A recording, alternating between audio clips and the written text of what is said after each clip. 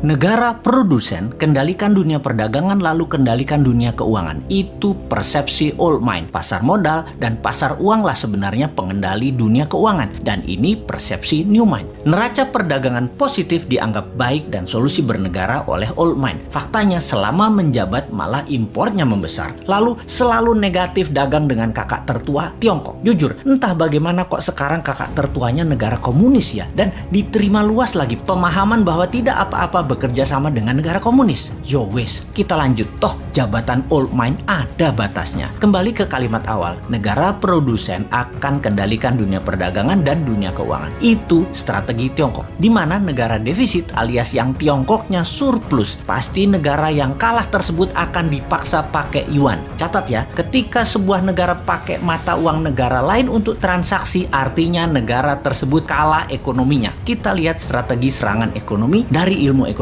Money 1.0 adalah uang hanya sebagai alat bayar pelancar transaksi. Kemudian uang menjadi alat modal yang disebut money 2.0.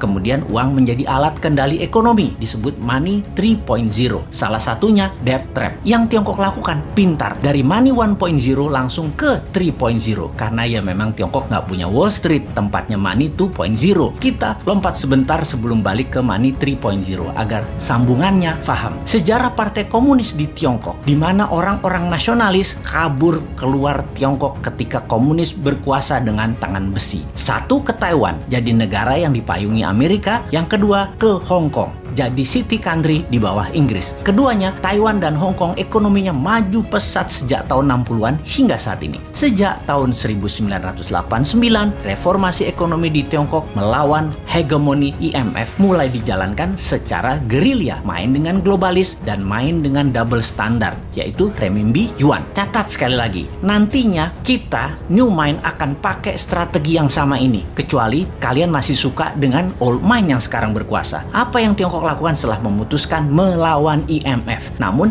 di permukaan pura-pura taat pada Amerika? Ini terjadi di zaman Deng Xiaoping awal mulanya. Mereka jadi negara produsen buruh murah. Maklun mengerjakan sebagai tukang jahit apa saja yang disuruh globalis. Lalu perlahan menggeser dari maklun tukang jahit menjadi negara produsen. Maklun ini adalah strategi agar terjadi pembiasaan. Ketika awal menjadi negara produsen, Tiongkok mengizinkan pemalsuan atau kopi atau tiru merek-merek ternama dunia untuk beredar di dalam negerinya. Semakin mahir, maka mulai negara membiayai sektor hulu produsen, pabrik-pabrik dengan uang renminbi yang uang tersebut tidak boleh beredar di luar negeri, hanya boleh beredar di Tiongkok. Inilah awal tahun 90-an mereka lakukan ini semua secara masif, secara gila-gilaan. Apa saja dibangun, dan setelah menjadi pengendali produksi, mulai ekspansi di tahun 2013 dengan strategi BRI, yaitu Belt Road Initiative. Perlu banyak negara yang harus dikendalikan oleh Tiongkok. Perlu banyak negara yang penduduknya lapar dan pemimpinnya lemah agar mudah dikendalikan, agar membeli barang-barang Tiongkok dan menggunakan mata uang Tiongkok. Awalnya dengan memberi pinjaman, namun bukan uang tetapi barang, seperti jalanan dibangunin. Pokoknya jadi barang. Jembatan dibangun jadi barang, pelabuhan, bandara, jaringan kereta api yang semuanya punya kesamaan, yaitu pelancar jalur angkutan barang guna menciptakan ketergantungan terhadap produk Tiongkok dan kelancaran distribusi barang. Kemudian kendali atas pasar yang kebetulan semua bergeser ke digital. Jadi strateginya adalah beli dan ambil semua jaringan marketplace milik pengusaha lokal sebuah negara agar isi produknya adalah barang-barang buatan Tiongkok. Begitu sudah tercapai ketiganya, maka tahap keempat, mata uang Tiongkok dipakai sebagai alat transaksi. Pertama, sebatas transaksi dua negara. Nanti tahap kelima sampai ke pasar-pasar tradisional bisa pakai yuan. Ingat, ketika keluar negeri, yuan yang disebut. Itu membedakan asal uang itu. Walau kalau ditanya di Tiongkok, bagi mereka sama itu yuan atau renminbi. Namun kita pahamlah, kita kan ngerti bernegara, ngerti bagaimana Tiongkok bermain, dan ngerti cara memainkannya. Sayang aja masih sedikit yang percaya dan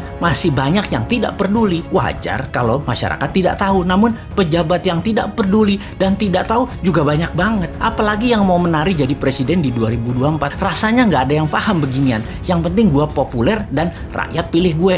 Lihat aja daftar 10 orang yang katanya calon presiden di lembaga survei. Kita review satu persatu. Paham nggak bernegara ala Tiongkok dan Amerika? Rasanya Kagak ya, New Mind beda. Kita paham dan strateginya bukan ikuti keduanya, namun punya strategi sendiri untuk main 3 kaki awalnya dan menyalip di tikungan di tahun 2030 menjadi 3 besar dunia dan di 2045 menjadi negara superpower. Kalau hanya naik 7% setahun dan faktanya 5% pertumbuhan ekonominya, mimpi jadikan Indonesia negara superpower. Buktinya sekarang aja pakai yuan dagangnya, harusnya pakai rupiah. Bos, itu artinya kalian old mind geblek bernegaranya.